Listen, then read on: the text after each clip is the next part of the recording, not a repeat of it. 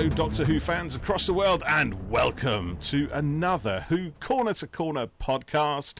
My name is Paul, and as always, I'm joined by my fabulous chum, Jeff. How are you, Jeff? I'm very good, thank you. You took a while to think about it. Yeah, I did. I was going to try to come up with something spectacular there, but it didn't really work. It's not going to happen, is it? Not really, no.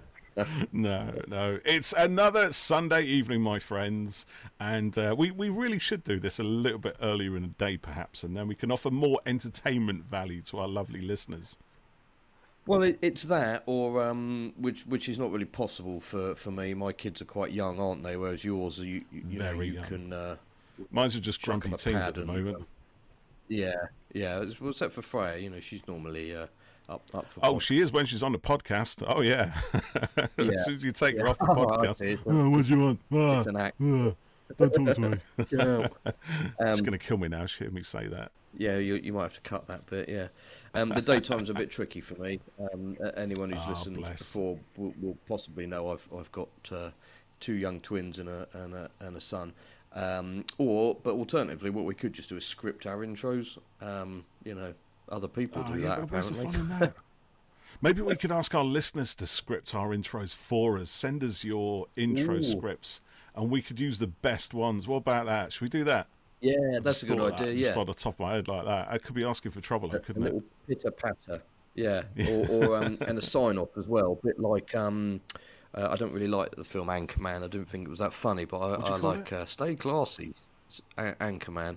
Oh, Anchorman. I thought you said something else. Sign off. Stay classy, San Francisco. Stay classy. We need a we need a sign off, don't we? Yeah. A handle, an outro handle. Paul, I'll see you next week in another corner. And then you say, and I'll see you in the other corner. Right. Maybe we should just move on to what we're going to talk about tonight. Yeah. That was sounding good in my head. We are going to be we're going to be talking about the story Dalek, which is one of the first of the revived series from the Christopher Eccleston series, the one series that he did back in 2005. And the reason we're doing this is because we put it out to a poll, didn't we? Because we thought, Jeff and I, once we're racking our brains for content for this lovely podcast, we think, what can we do that will keep our listeners entertained? And in one of these rather violent brainstorming sessions, we came out with the idea that maybe we should have a look at some of those stories that have always been universally, or pretty near universally, there's always a few dissenters, deemed to be fabulous / excellent / stunning / unequivocally brilliant by fans across the world. And we wondered, are they really? Or, to another point, are they still really excellent / fabulous / stupendous / awesome and all those wonderful adjectives? So with that in mind, the both of us took to our TV screens, racked up the DVDs or iPlayers or whatever it is, and sat through 45 minutes of Rob Shearman's only TV story for Doctor Who, which to me actually seems a bit of a crime because he's a fabulous writer. I was going to put that right out there right now, and I'm sure there aren't many people who would disagree with me on that front. What do you think, Jeff? No, I doubt it. I think he's done a fantastic job on this episode, and yet it's a bit of a shame that he hasn't come back for anything. So who knows what might happen with RTD2? He may grace us with something else again. Just on and off side there, actually, I'm just going to say every time anyone says RTD2, it just puts me in mind of Star Wars, R2D2. But it does, which is probably the point. It looks fine when you write it down, but when you say it, I just think, or something.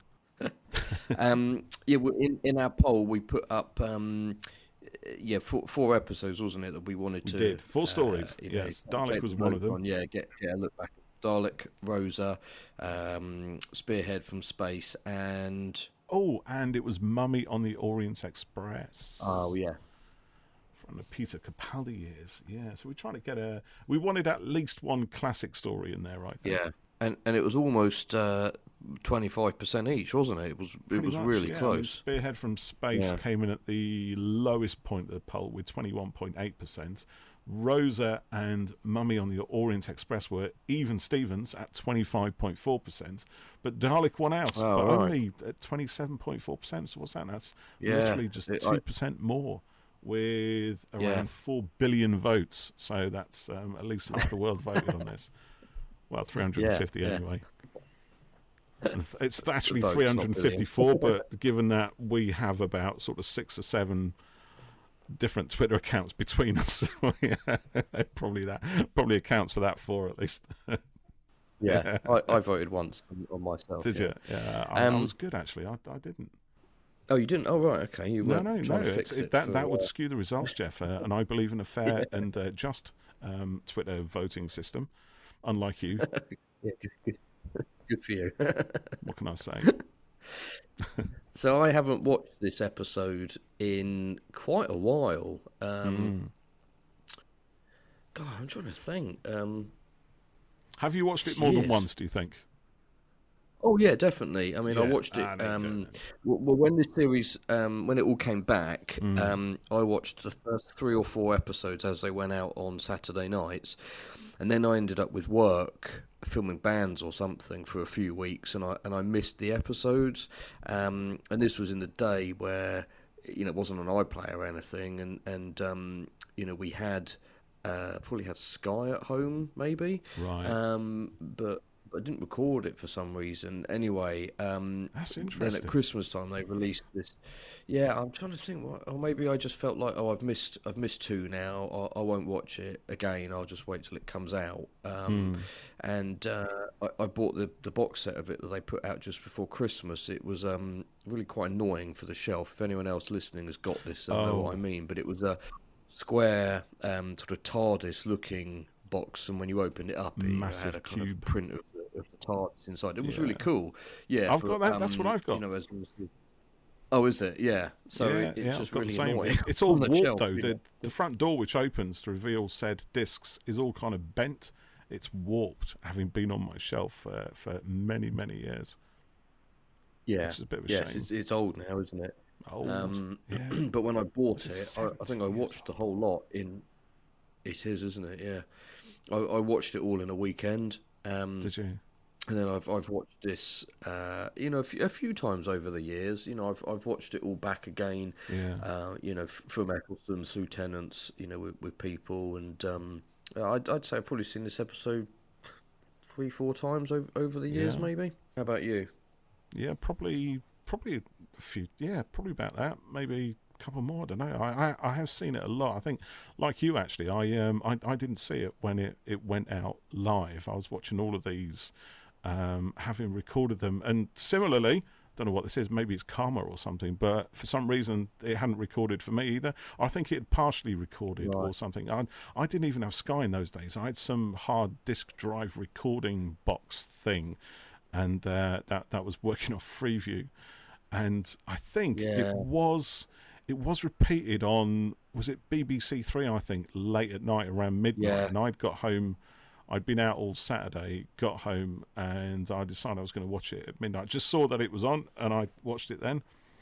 For some reason, I have it in my mind that it was iPlayer, but I think you're right. I don't think iPlayer... I think iPlayer was around because it was... Oh, was it even? Was that even later? I had in my head that iPlayer was trialling high-definition TV from about sort of 2005-ish, or maybe a little bit later, but I could be wrong. Old memory ain't what it used to be, mate, that's for sure.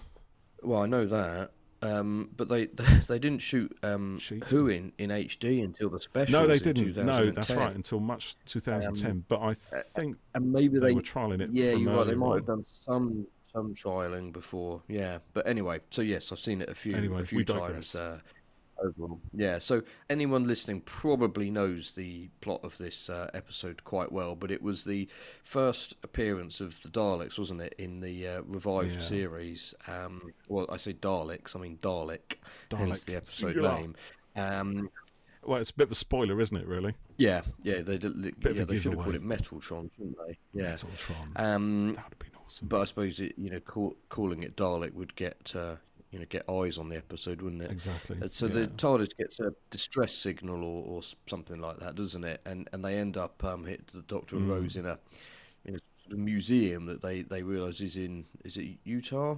Utah. And under a couple of miles under the surface, isn't it? And it's a really I like this opening scene because we see a Slitheen arm, don't we? So there's already a little bit of self-referencing mythology going on from a couple of episodes before, and then would you say it was you see the Cyberman helmet, don't you? And I was going to say, is this the up until that point first classic monster that we see? It's not really, is it? Because we had Autons, but in something that is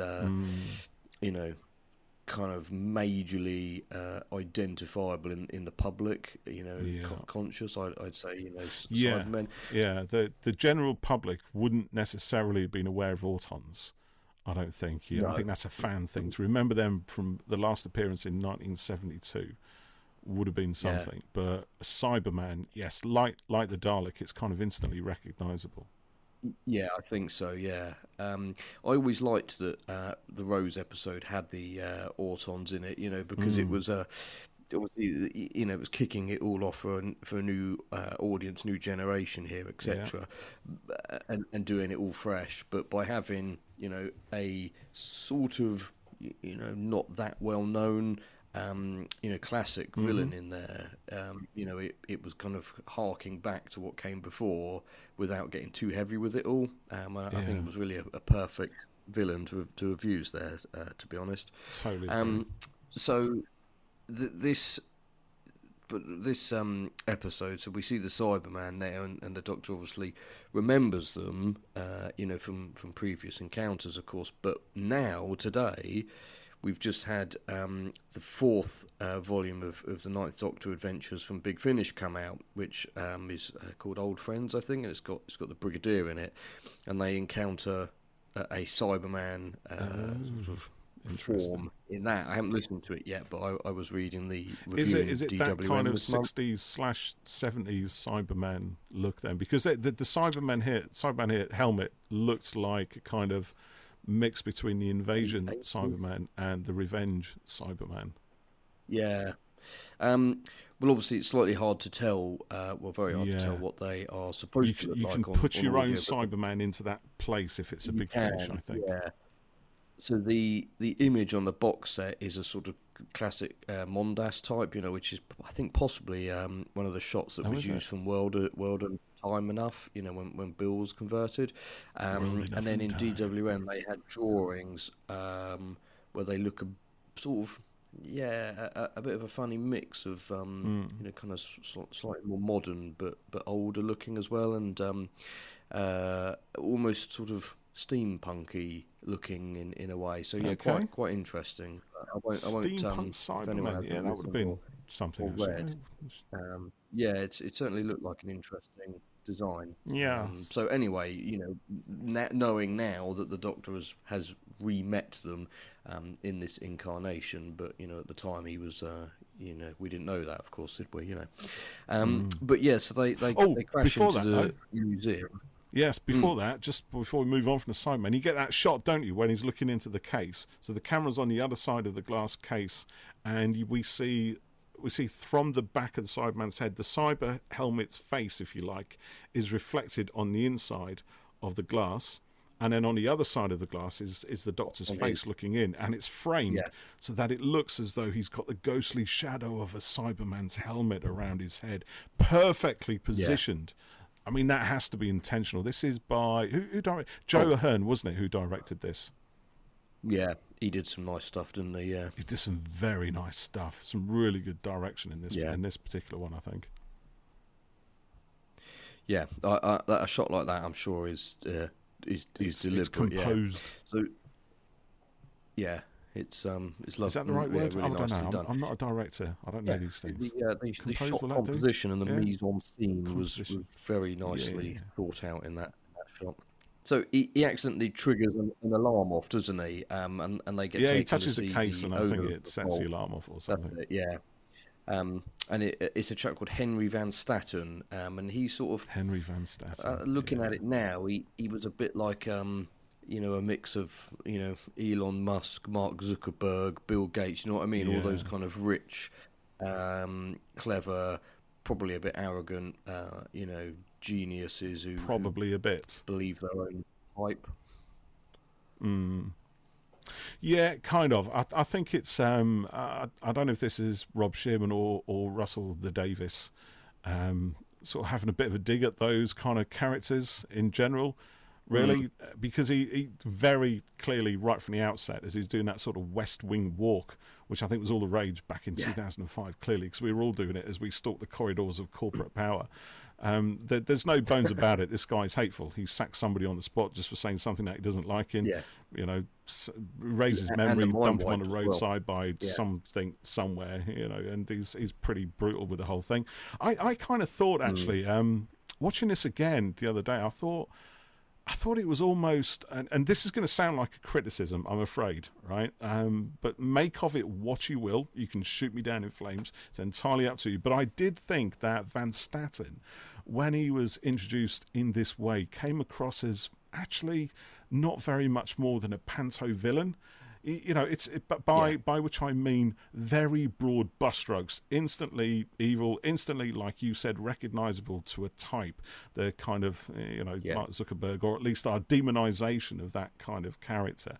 And it was very, very much intended to have the audience booing at them instantly. Now, that's not necessarily a bad thing. Doctor Who has done this many, many times before.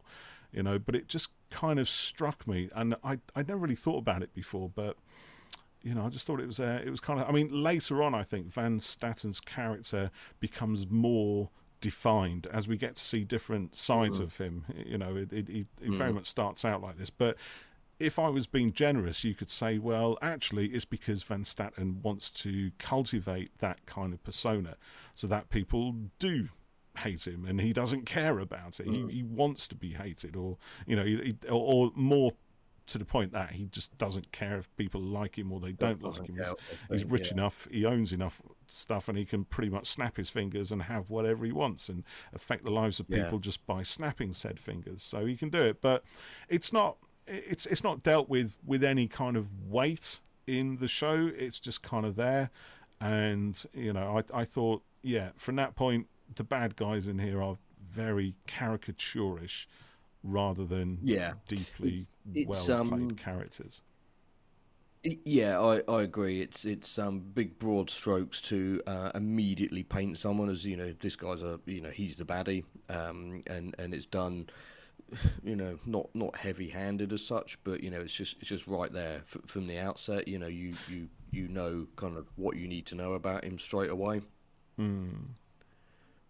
And I suppose if you've only got 45 minutes or 42 minutes to tell a story, then you've got to get these things in there pretty quick.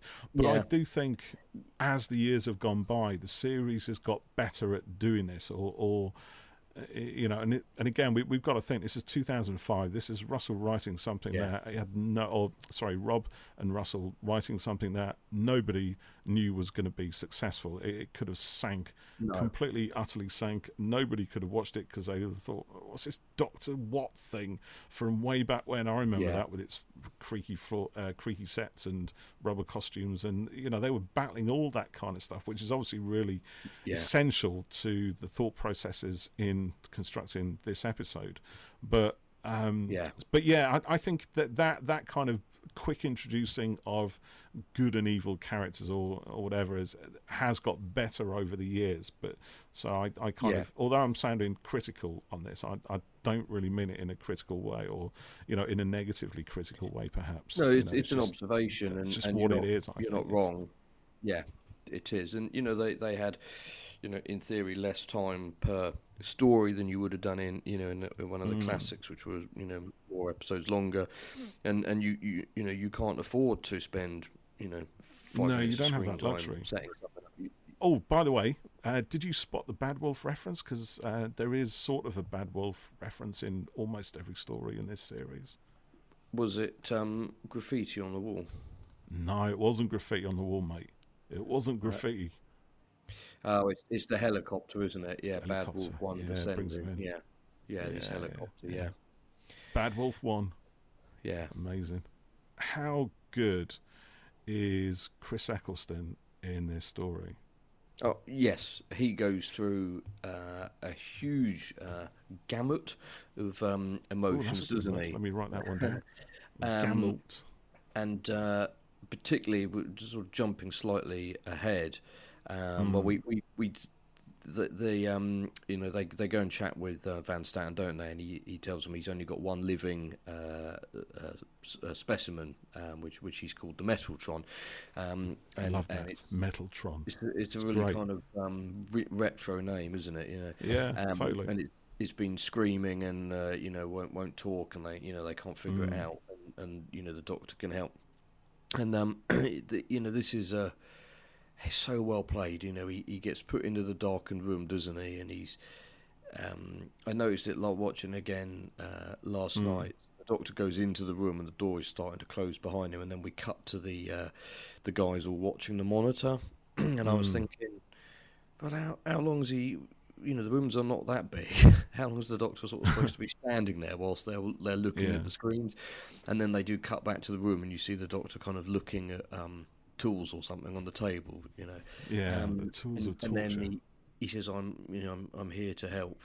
How does he say it? And then Doctor, and you hear the voice, don't you, for the first time, and the little. The lights flash on the little blue light. The little blue light is always in the corner of the room, isn't it? In the darkest part of the room, that tiny little eye. And we know what it is, right? As long-standing fans, right? We know it's called Dalek. We know what a Dalek is. Most of the people watching this would have known what a Dalek is, or at least had some sort of memories of Daleks and some kind of prejudices and ideas about Daleks from way back when. But the way it's introduced in that scene, because this is a big thing about Dalek. Its whole purpose, I think, and I'm pretty sure many others would agree, is to reintroduce the Daleks as an absolutely terrifying evil force. Well, that and sort of banish all those kind of pastiches and piss takes that they've had to suffer for many, many years. I mean, the last time we saw them properly in the show was in Remembrance of the Daleks, which treated them brilliantly. Again, they were a manipulative, very calculating, sort of enemy force for the Doctor to go up against. That whole story is a battle of wills as much as it is about, power and, blasting people out with their guns and everything else. But that was only Doctor Who fans, I think, really watched Remembrance of the Daleks. I'm pretty sure, So I think more people have more memories of Daleks being used in comedy shows and generally being kind of laughed at in cartoons in the newspaper and stuff like that. Probably the in the interim between the classic era finishing and this coming back, that would have been, or even during the classic era, during the 80s. I'm pretty sure Daleks appeared in all kinds of comedy sketch shows and things like Noel's House Party and what have you, and they're always just there for the laughter of the audience. A Dalek could come on, say something comical and blah, blah, blah. Yeah, it's funny, Terry Nation used to be really protective of that, and I can kind of understand why. But, it is what it is, and over the years that had happened. So when we get to this story and we see them doing what they do best, and we're sort of taken through each stage of what a Dalek does throughout this. But that initial reveal is brilliant. I mean, the terror that Eccleston plays initially as he thinks the Dalek's gonna shoot him, because it's guns going, isn't it? It's guns clicking away, and there's nowhere for him to run to. You can only go to the door. It's got him in its sights. Well, I just want to say that the shot where the lights come on that are surrounding it is a brilliant reveal. It pulls back and reveals the whole thing as it all comes on. It's a really cool shot, and then the Doctor is genuinely terrified. Genuinely terrified. At this point in the series, he's our hero, and he's defeated everything, and he's brave, and all this sort of thing. And then he gets stuck in this room. I mean, he's literally trapped with his arch enemy. And for people like us who know who they are, it's quite a thrilling, scary moment It for is. people who don't know them as well as we do.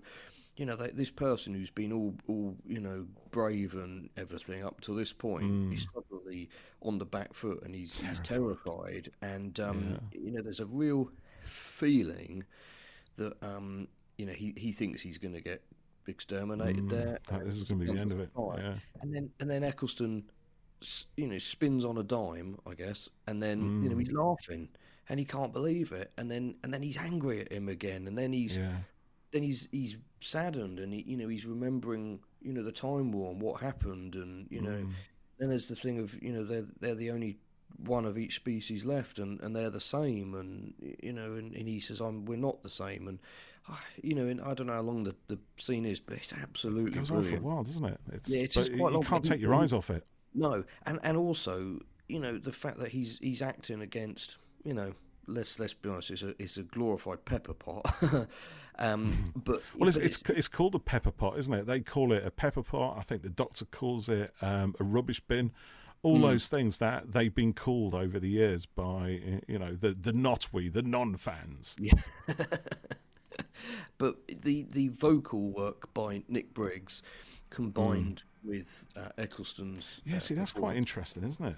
Yeah, the Dalek... Together. Suddenly we have a range of inflection within the Dalek, and, okay, so this is a Dalek that is out of its comfort zone. It's been, it landed to Earth, it was burning for... I don't know, 5 days or something before they were able to pull it away from its crater. It's gone mad, it's been tortured, so it's not your everyday kind of Dalek soldier. This one's had a bit of a thing, and of course I think the Doctor makes the point that it must have fallen through time, a remnant of the last great Time War or something, which at this point we don't know anything about. So that in itself, I remember that being quite thrilling. Oh, so there's been a battle between, now we know, the Daleks and the Time Lords, and everybody died in it. 10 billion Dalek ships. Hey? Just the first real mention of it. I think it might be. I think it was insinuated previously. I think there's a moment in the what's the second episode, End of the World, when we understand there's something. The Doctor's carrying some kind of guilt from somewhere, and I can't recall entirely if it's mentioned about the Time War. But I think this is now when we sort of face it head on. It's kind of there, isn't it? There was one moment in particular with the Dalek where it sort of expresses sadness, and its eye stalk drops and it goes down. And I thought, it's a bit, it's a bit cartoony in a way, but it works so well because they've got no movement to them at all. No arms. No, so how do you get expression through these things? And again, Nick Briggs's delivery coupled with just this slowly dropping, eye stalk, and I think the blue light dims a little bit on it. It's brilliant. So this whole scene is really effective, and it is really good. It really establishes them as what they are. Terrifying and unstoppable. But also, go on. But they do something with the Dalek which makes it more interesting as well than just something that's running around trying to kill everything, which it does. But it starts to question, and which it wouldn't be a Dalek if it didn't. But it starts to question and it starts to feel, and it's it's different, isn't it? Or does it? Is it actually just manipulating people to try and get some kind of control over them? Again, when you think about what psychopaths do, or one of the things that they do is they fake empathy. Right, they kind of match your personality. So if you're a kind of laughy, happy-go-lucky kind of liberal type, they will match you. So you respond to them positively, and you think, oh well, they're not so bad at all, But that's when they caught you. I don't know. I've been reading up on psychopaths lately. It's just a thing I have to do for work. Don't worry about it. Yeah. But that's what Daleks are, aren't they? That's what they're genetically manipulated to be. They are hate-filled creatures locked in a metal death machine, and they're the only thing they can do is go around killing anything that isn't them. And like the Doctor says, what's a Dalek good for if it isn't able to kill anything? If its gun isn't working, what else can it do? He pulls it out. He challenges it. He spits into its face while he's having that rant at them. And I've when we did our Warriors of the Deep podcast a few weeks back, and you were talking about the Doctor's violence, and we get that back here, but we've never seen anything like the rage that the Ninth Doctor displays in this scene. Yeah. Yeah, it's brutal, it's raw, it comes from a place really deep inside. And obviously later we learn, because this is a Doctor now who has, he was the War Doctor previously, right? He was fighting that Time War, and all the things we saw in the Day of the Doctor and in all the Big Finish stories and all the spin-off stories that have come out of it. They're all about pushing the Doctor to the absolute very edge and then taking him over that edge so that he has to do things that he would never dream about doing as the Doctor. It's why he can't be the Doctor. And obviously now, if you fit that into the narrative retrospectively, we got the Ninth Doctor, a broken, embittered, guilt-ridden survivor who thinks that at least after everything there are no more Daleks. After everything I've had to do, after losing my people, being the lone survivor of my race, the death toll and the things I had to do, the button I had to push, but at least there are no Daleks in the universe. That we're rid of them. And then there's one. Yeah, he finds miles under Utah in a museum. How would you feel? Well, 13 says something, doesn't she, in Resolution, which I want to reference a bit later as well. But she says something like they're always there. There's always one, doesn't she? Yeah, she just does. when I think I've got rid of them, they're always there. So all that's going on, and we sort of discover that Van Statten, he kind of interrogates the Doctor, doesn't he? And he wants to start. He strips him down like Jason Connery in Vengeance on Varos. He does that same pose. He's hit by a kind of a laser scanner thingy, and he screams, and all his pecs kind of tighten up. It's quite good shape, actually, isn't he? Old Chris Eccleston there. Yeah, he was. Yeah, for a character that's not fisticuffs and stuff. Yeah, he was all right. So simultaneously, Rose is now with Adam, isn't she? Who can't remember the actor's name. Let's not talk about him. I can't remember his name. He was well known at the time, wasn't he? Was he in Emmerdale or Brookside or something like that? One of those things, I'm pretty sure. Do you remember when everyone thought Adam was going to be Davros? No, was that a thing, really? Because I don't remember that. The next episode, when he gets the little flap thing in his head, with the sort of right. So that's his Davros's eye thing. Yeah, and people were like, "Oh, he's going to be Davros," and I wonder if this is where the thing began with any new character who shows up. Oh, he's probably Davros in disguise, or is River in disguise. I didn't know that at all. And Vinder is definitely River. Sometimes a cigar is just a cigar. Yeah. Yeah. So this is where Rose and Adam see one of the scientist guys. He goes in to torment the Dalek again, doesn't he? Simmons. Yeah. Rose goes down there to try to help, doesn't she? Yeah, she's not happy with this guy torturing and probably going to kill the creature thing, 'cause she can hear it screaming.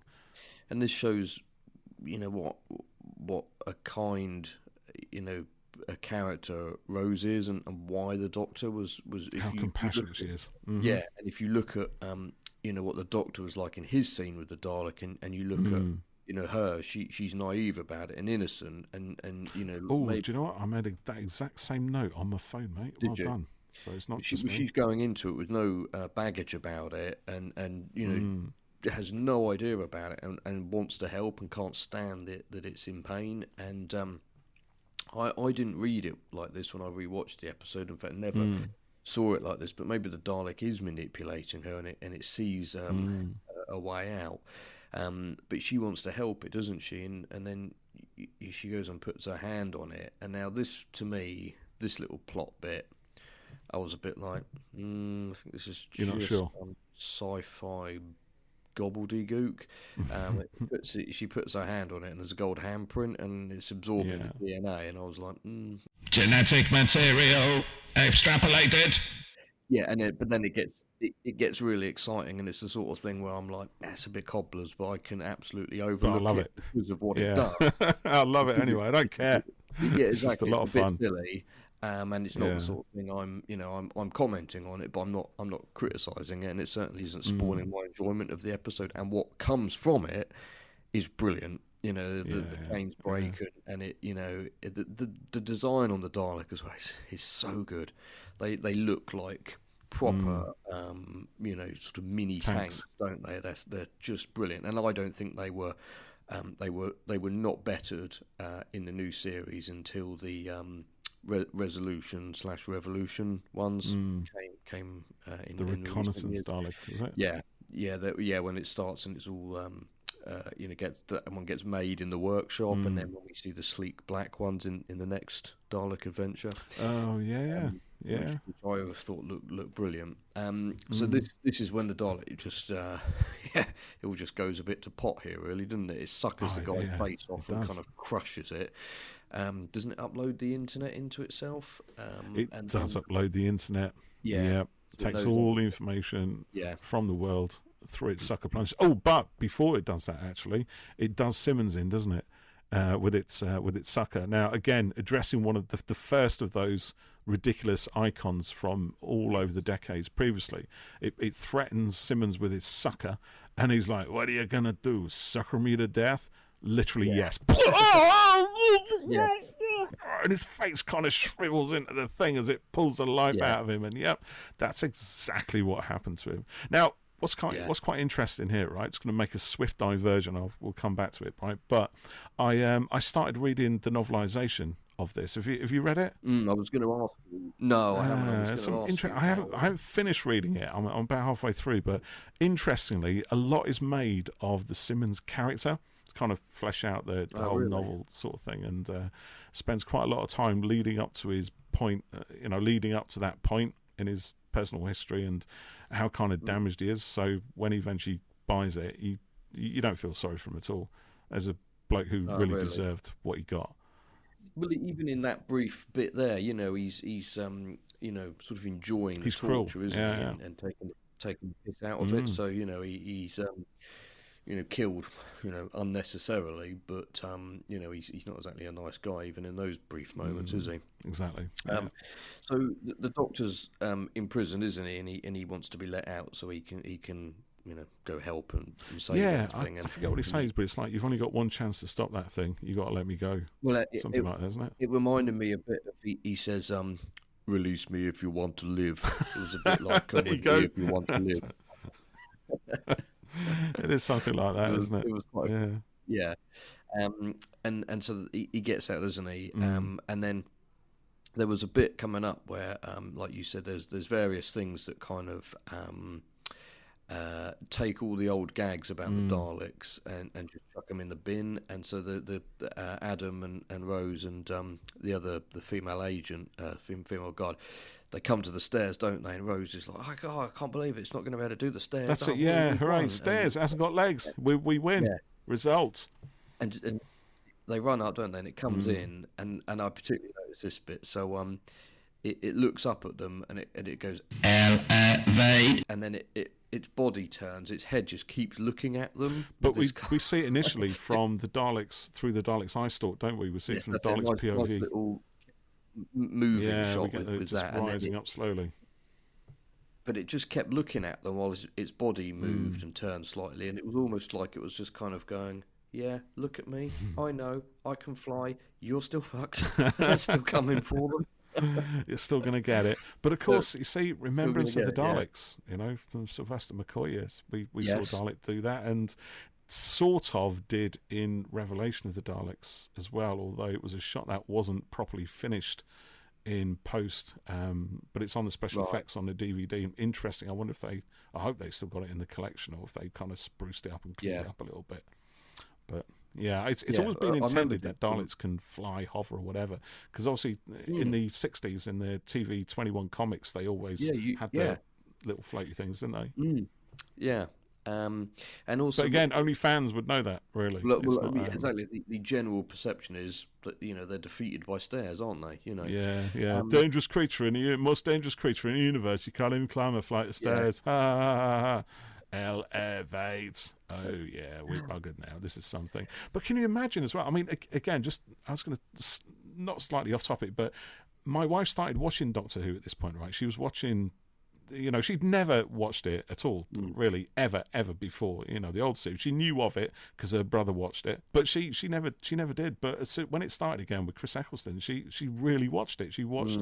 I don't think she did watch this episode. Yes, because I watched it again quite a few times, and she watched it with me, and she was into it as much as anyone, and for me it was really, really good to see, because here was somebody watching Doctor Who, engaging with it properly as a TV show rather than as something to be ridiculed or laughed at. That's the same thing, but it was really nice to see, and I think that was kind of echoed right across the nation as this series kind of played out. And whatever they did, Russell and the other writers and the directors and the performers and everybody working on this, do you know what? They got it right. And I think this particular story is a really good example of how right they got it.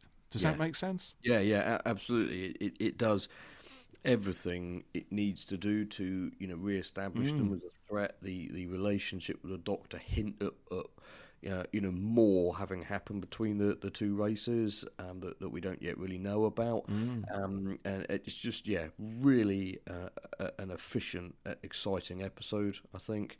There was one bit that comes up after this. The Dalek goes on a bit of a rampage, doesn't it? And it starts showing off its new tech skills, and it's got that little spinny thing it does where its top section. It's got a midriff section that revolves. It revolves its midriff.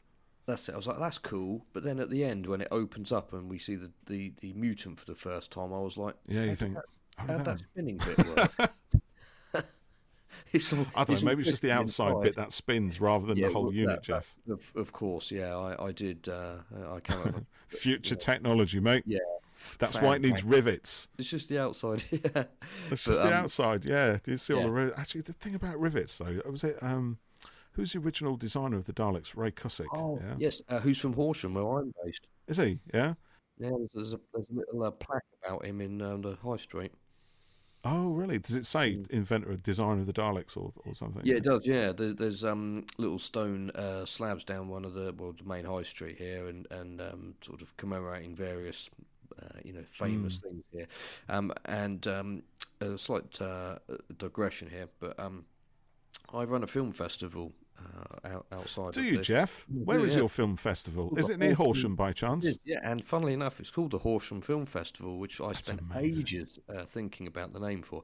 And in our second year, I think it was, one of the entries was from some filmmakers in Horsham, and the name of the film escapes me now. If anyone's interested, I'll find it. But anyway, it's a mockumentary about a guy who's moved to Horsham, and he's obsessed with Doctor Who, and he's changed his name by Deepole to Colin Sylvester Baker McCoy. Oh, really? He moved to Horsham because of Raymond Cusick, being from here, and his plan in the film is to have a 300-foot concrete Dalek erected on some of the green fields around here, and I genuinely thought the film was really funny, and when I told everyone else who was nominating, shortlisting, everything, they were like, "You only like it because it's Doctor Who related, and he's told you you're not biased or anything." He's Dalek, and I was like, "Yeah, you've got to watch it." And they watched, and they were like, "Actually, it is really funny." So that's why it was one of the winners. It was a great little film. He came from Horsham apparently. Interesting. Well, there you go. But there's there was an interview that Doctor Who magazine curated a few years back now, quite a few years back, and they took him to the studios in Cardiff, and they wanted his opinion on the TARDIS sets and the new Daleks and everything. I remember, and I don't think he was massively impressed by it, by it all, to be honest. And one of the things he wasn't, or didn't seem to be impressed by, was the number of rivets on the outside of the bronze Dalek, because he's like, it's future technology, it's future materials. The Daleks are beyond needing rivets right in there. in their armor. And I'd never thought about it until that point, but after I think he's probably right, actually, because here's someone who's spent his life thinking of exactly those problems. How would a future race or an alien race, that's well in advance of our own, solve these issues? Well, they do it by means we don't even know exist, and certainly they're not likely to use rivets.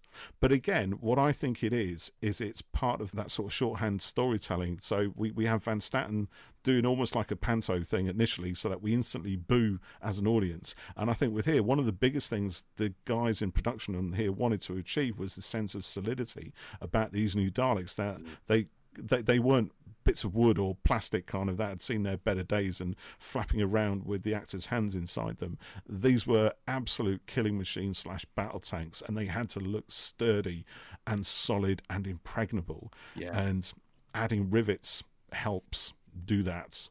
Yeah, because that's the visual language that we can all instantly relate to. We see rivets, we think, yeah, that thing's a tank. It's built to last.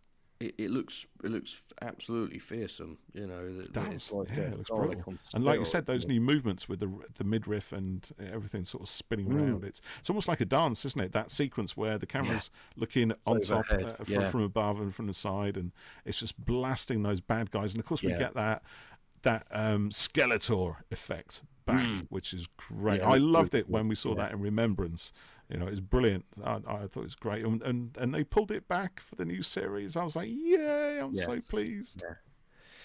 They there's that great sequence in this, isn't it, where it comes into the hangar, I guess, and all the soldiers are there and stuff, and it just stands there while they keep firing, and it goes a bit Matrix, doesn't it? Actually, they shoot it and the bullets kind of evaporate. They slow down and they melt as they.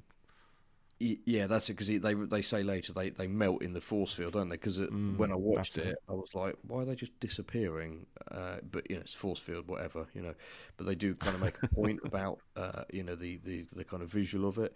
But it shows you how clever and conniving they are. It's only quite a simple thing, but it elevates itself, doesn't it? And then zaps turns the sprinklers on, zaps everything, and I love the way.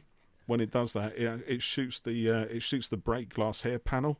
It doesn't aim for the sprinkler control / override unit or whatever it is. I don't know if there is such a thing, but it just goes for the hit glass and the wall thing, and then the sprinklers come in. I remember thinking about it, thinking that's just weird. That's just bizarre. But then I thought, well, how else is the sprinkler unit system controlled? And what's the quickest way to set off the sprinklers from that isn't starting a fire? And it's uploaded to the internet, so it knows everything. And exactly. So, but again, it's visual language, isn't it? It's broad brushstrokes. It's instant understanding of what exactly is going on.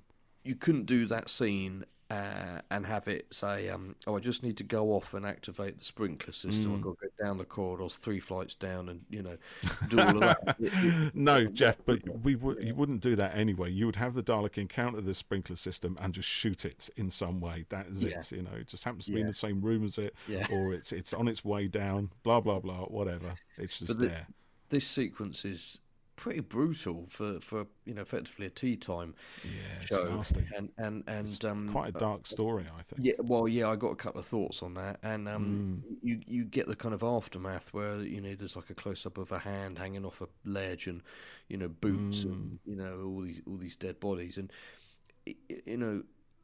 for this first outing, you absolutely see how vicious they are, and I don't think any scene again topped that until the one in Resolution with the junkyard Dalek, where the army guys come at it, and there's that really again kind of almost Matrixy type bit where they fire the rocket launcher at it, and it fires out a little thing, and they go through the air, don't they, and ricochet off each other and stuff, and it just wipes out that whole lot of people really quickly, and it was another brilliant way of showing kind of how vicious they are. But it's weird, isn't it? You're sort of you're not enjoying it, as such, but you think, it's clever how he gets the floor wet and zaps them and electrocutes them all, and the way it's shot and everything. Do you know what I mean? It's a sort of I'm impressed by the sequence and I liked it, but you can't take your eyes off it though, can you? No, but you wouldn't call it fun because loads of people are getting killed in it. But it's impressively done, and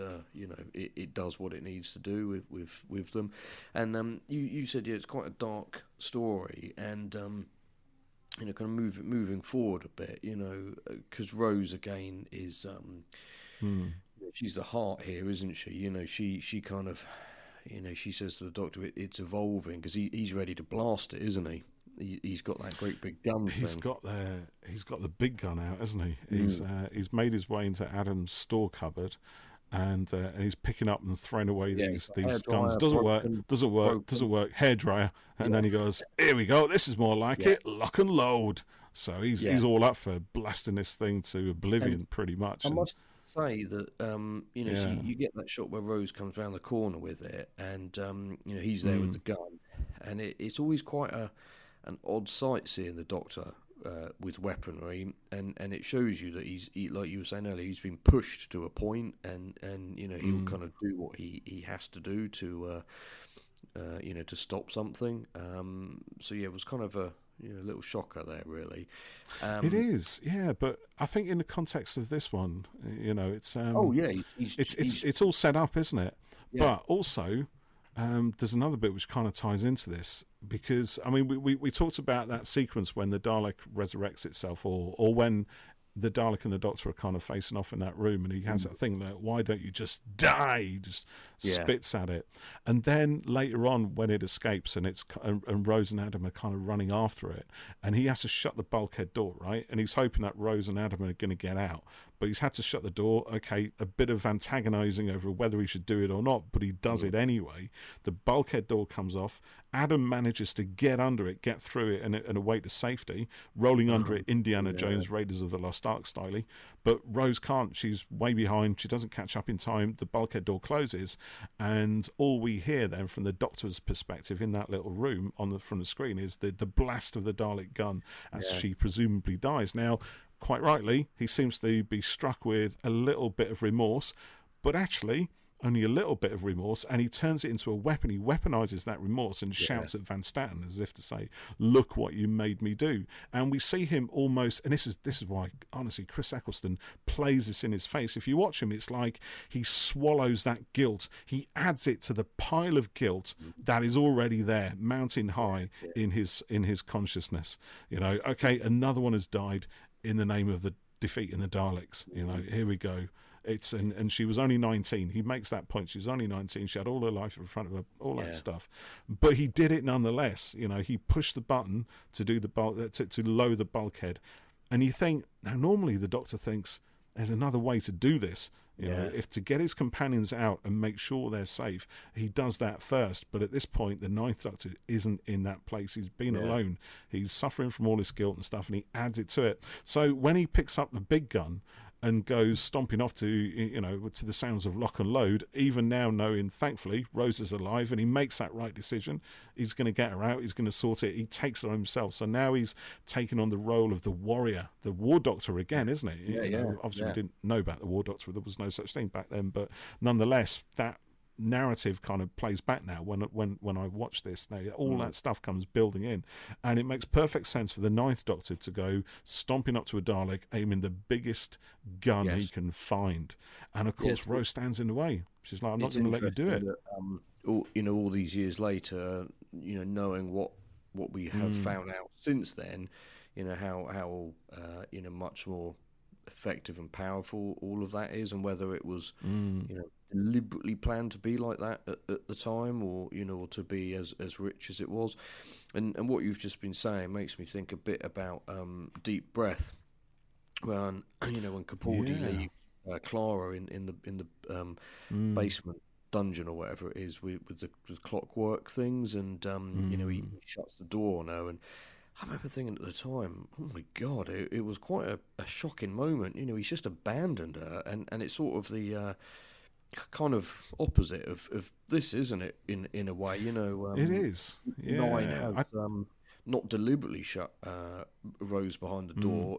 It was kind of a timing and an accident and things. But 12, he's got a plan. Well, no, I don't know. That's the thing, because I think you're right. There is a difference. With 12, it's more calculated. That's what he's going to do. That's his plan. With 9, could he have done something else? Could he have found? Yeah, he doesn't deliberately we'll never do know, that but there. 9 doesn't deliberately do it, but then he takes that, and he the guilt and the anger of Rose getting stuck like that, and uses it. But yeah, Clara is justifiably furious, isn't she, at 12? But there's still that trust when she's talking to the clockwork thing, and she's got her hands behind her, and she's saying, I know that he'll come. And then her hand is she's kind of got her hand held out, and nothing happens, and you think, oh, he's left her. Like, genuinely, what is going to happen here?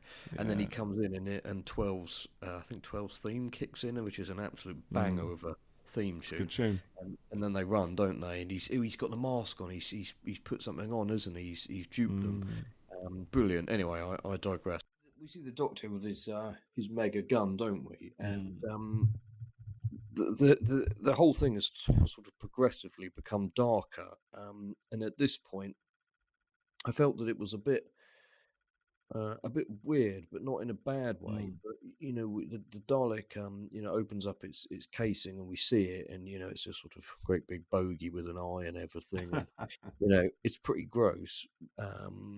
Which is kind of B movie, sci-fi type stuff, but it starts talking about wanting to feel the sun, and what is the point of it, and it it gets a bit sort of existential, and I'm watching it and I'm thinking, I actually sort of feel for this thing, even if it is being manipulative, but I didn't think it was at that. I never I felt that it was kind of being quite genuine, and the Doctor can't believe it, and he doesn't know whether it's being truthful or not, does he? And do you know what I mean? So for a kind of family show that had a heavy, skewing towards kids, it goes a bit, quite kind of heavy and serious at this point, doesn't it?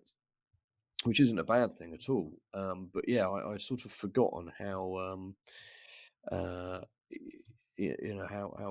much it kind of went down that road. Yes, it does. I think the thing to remember about this is that it is based on an earlier story, which is the Big Finish story, isn't it? Jubilee. And to be honest, I can't remember a huge amount about it. I've not listened to that one. That there was a place that the Dalek was being tortured, and it was pretty horrific, and really, there was all kinds of. I seem to recall that the people in this were probably worse than the Dalek. I think, right. They're all celebrating about, this, or the end of a war and stuff, and the Dalek's kind of there, and it's, I to be honest, I can't remember a huge amount about it, so I don't know if that element you've been talking about actually comes through. If we can get Rob Shearman onto the podcast, and he can tell us about writing all of these things, because we've got Jubilee. I'd love to talk to him about that, the Holy Terror, and this, and the novelization of it, which I will finish, and of course his own stuff as well, which has taken him away from Doctor Who. But yes, apologies, I digress. But yeah, it is a bit of a weird one in some respects, because so we've never seen a Dalek behave like that before. I think it's sort of written into the script as, because it's extrapolated genetic material from Rose, it somehow absorbed her emotions, her kind of her humanity to some degree as well, which sort of harks back to Evil of the Daleks and the human factor, and the way they change, and the fact that actually for a race that is so-called allegedly genetically pure, and I think it's completely unironic, they've never been genetically pure, ever in all their stories, and that's part of the dichotomy that creates their, or drives their conflict. I think they're searching for this ideal purity, but it's impossible, because there are too many mutations of various things, and this Dalek has undergone some sort of significant mutation, but has done so in its desire to survive. But when it survives, it realizes it's probably not a Dalek anymore. So at the same time, there's the exchange between Rose and the Doctor, which is she says, what are you turning into, didn't she?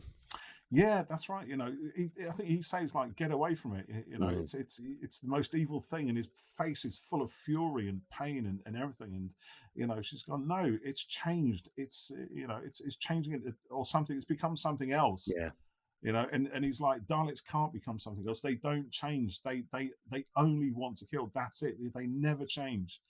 And she's like, "I don't like what you're becoming or yeah, what you changed into." yeah. And it's not the one standing in front of me with a gun. And at that point he goes, his face kind of He drops, and he realizes, didn't he? realizes what Drops he's the doing. gun. It's like, Yeah, "Oh, Rose, what am I yeah, doing?" Almost, yeah, it's that point, this everything falls off his shoulders, and he yeah, realizes he is the Doctor, and the Doctor doesn't do this. This yeah, is not what the Doctor, this is not about healing, this is not about saving anybody. And then at that point, right, the Dalek says it might as well kill itself, and Rose says, "Yeah, go on then," which is a bit strange. Okay, maybe not quite as flippantly as that, but that's the kind of resolution to the story. yeah. It yeah, self destructs, doesn't it? It And it's like, self-destructs it, yeah, because it can't return, right? There's yeah, nothing for it to do. It's a soldier. It's been bred to kill. It can't. It's no longer a Dalek. It's been mm, changed.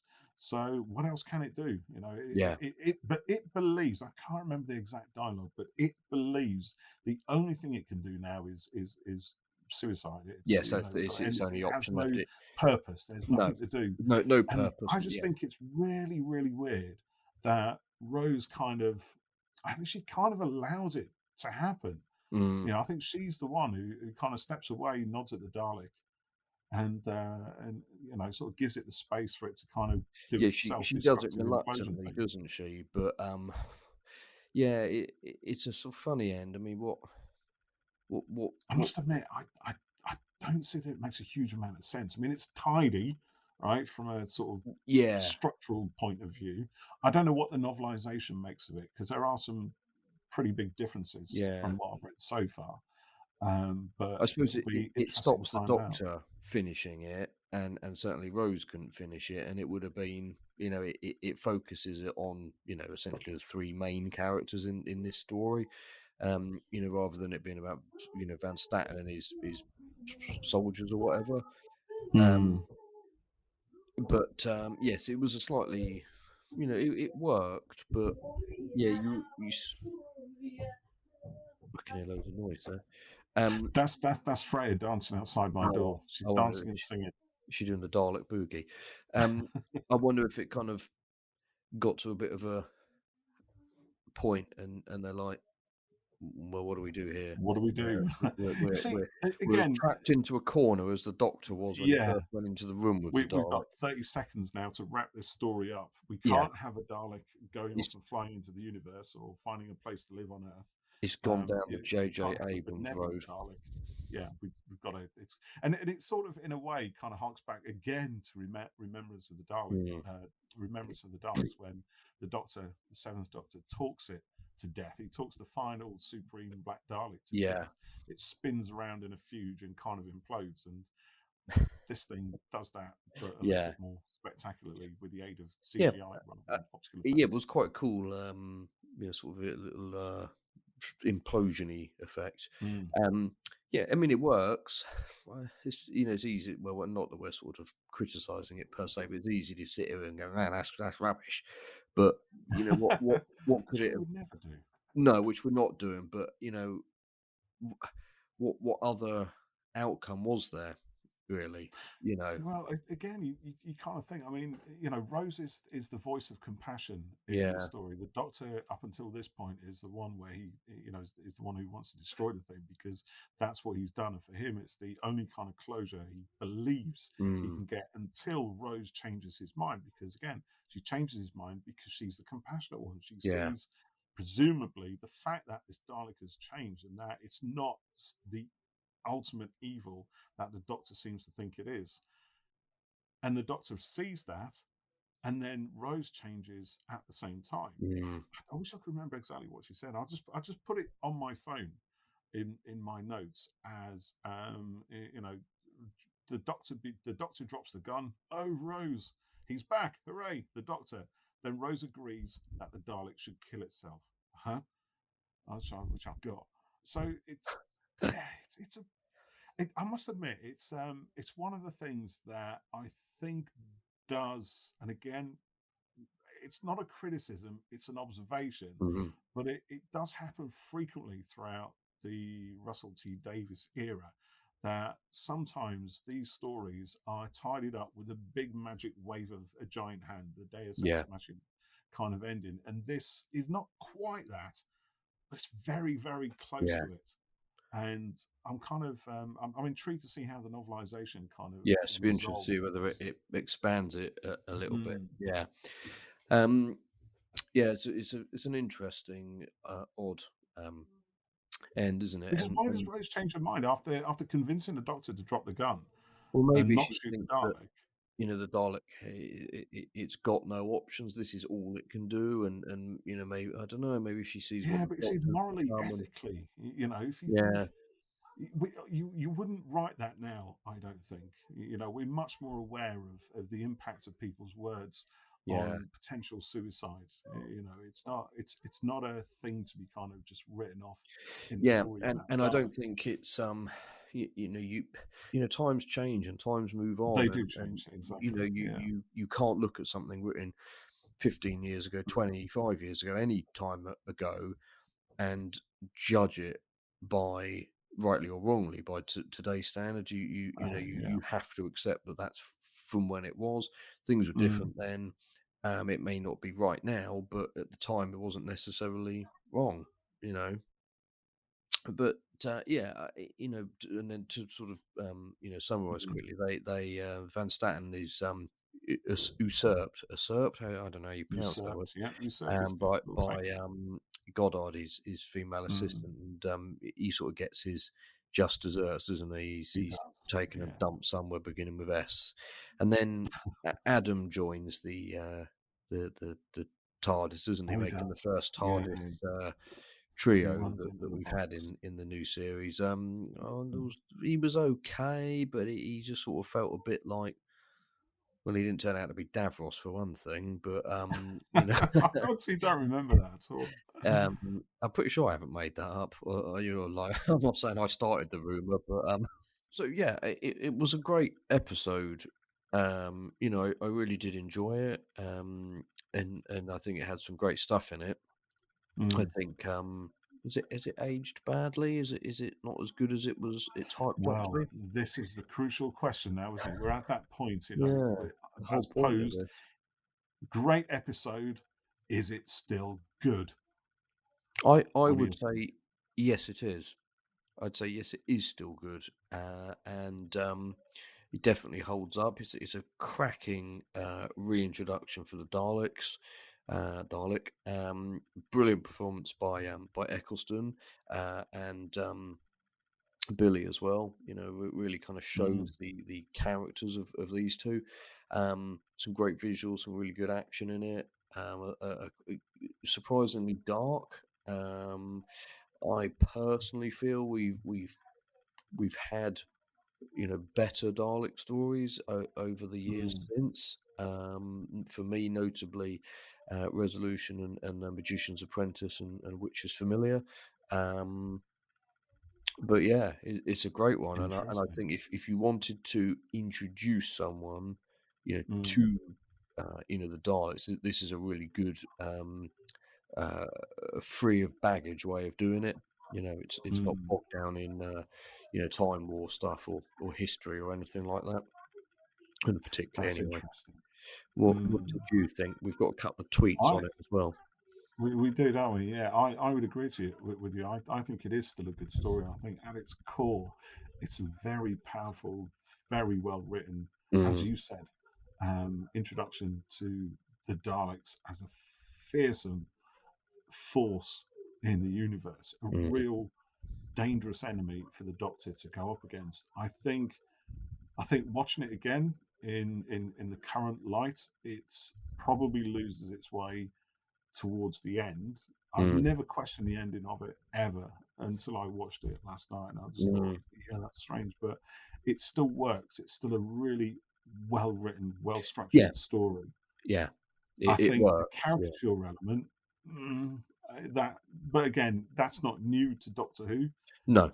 I And it's think not new to we're over anything that that's now. trying to But tell a again, big story in a short space of time. yeah, You exactly. know, Yeah, and as I it's say it's before, it's a there's shorthand. better You times know, to do that. yeah. And I think as a showcase for Christopher Eccleston as a Doctor, this Mm. is the powerhouse moment of his time as a Doctor. I think it's Yeah. astonishingly good. The fact that there's a scene we didn't talk about it, but I made a note in my phone. There's the scene when he's been caught originally by Van Statten, winding back quite a bit now, and he's in the office with Rose and Goddard and Adam's there as well, and a couple of security buffoons.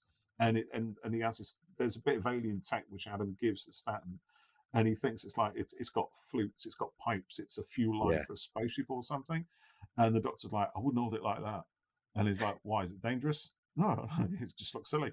It's a great joke, right? Yeah. And then he picks it off them, he takes it off them, and he ends up playing music. And Chris Eccleston, his face is enjoying the beauty of that, Yeah. the sound it makes, and the delicacy of the touch, and the way you create these brilliant sounds. And he gets really involved into the sound it's making, even though it's all Mm. in post. And then Van Statten takes him off him, does this thing where he fumbles with it, and then starts to produce music. And the Doctor and Chris Eccleston, now he's like, his face is all like, hey, I'm engaging with this guy now. Yeah. He's got it. He's got something. We're making progress. Yeah. And then he chucks it away. Yeah. And Eccleston's face drops like a Yeah. stone. He goes from stupid, goofy grin to absolute killer like you said before, on a spin of a dime. Yeah, Brilliant at he's that. so good. You know, watching this again, it makes me sad that well, currently Big Finish won't be able to do a Eccleston Dalek adventure. I'm sure there'll be some sort of wibbly wobbly way they'll get round it, which could then sort of cheapen this a little bit. But yeah, this is it's a great episode. It is. It still stands up, I Oh, think. it does. Yeah, absolutely. So what about the tweets then, Jeff? What have Yeah, we got? I had two here. From Timey Wimey Guitar Lad, which is a great username. Guitar. And his handle is Builder TARDIS. Imagine that as a toy set, the Builder TARDIS. When you buy some Marvel figures, they have Builder figure with them. So you might buy Wolverine and you get an arm with it, and then you buy the other one and you get a leg and blah blah blah, and then you can build like a giant Galactus or something, which is quite cool. So he said, magnificent. Eccleston is absolutely phenomenal in this. I still get chills during the whole kill yourself scene.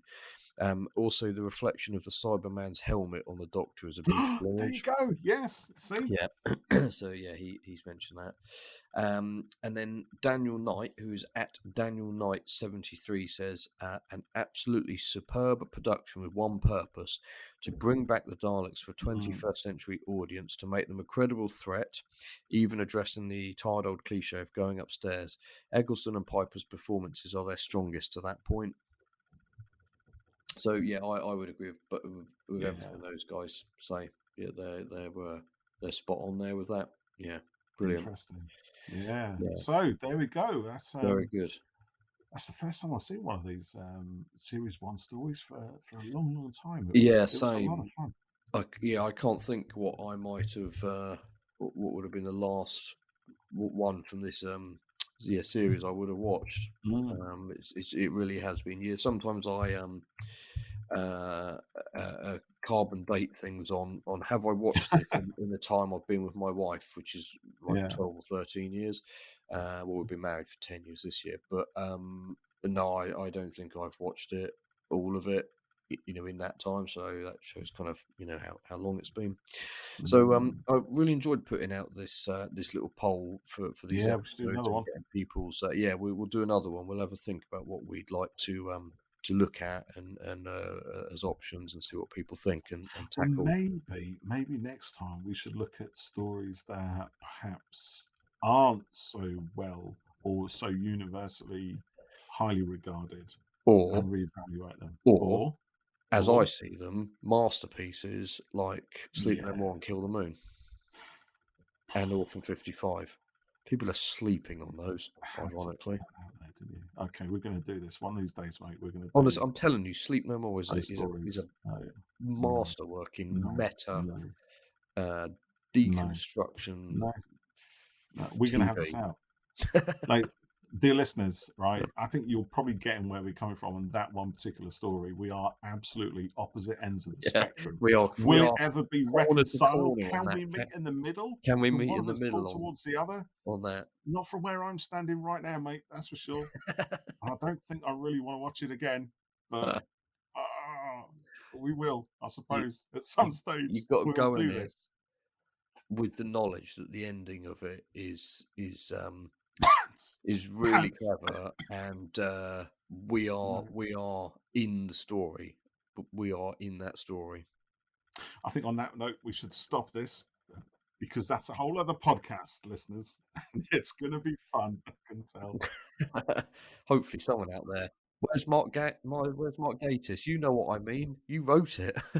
Right, stop now, because, do you know what? Maybe we should have that as the last one, because it's entirely possible that when we do that, we might not be friends anymore afterwards. No, we've got a good thing going. We can't stop.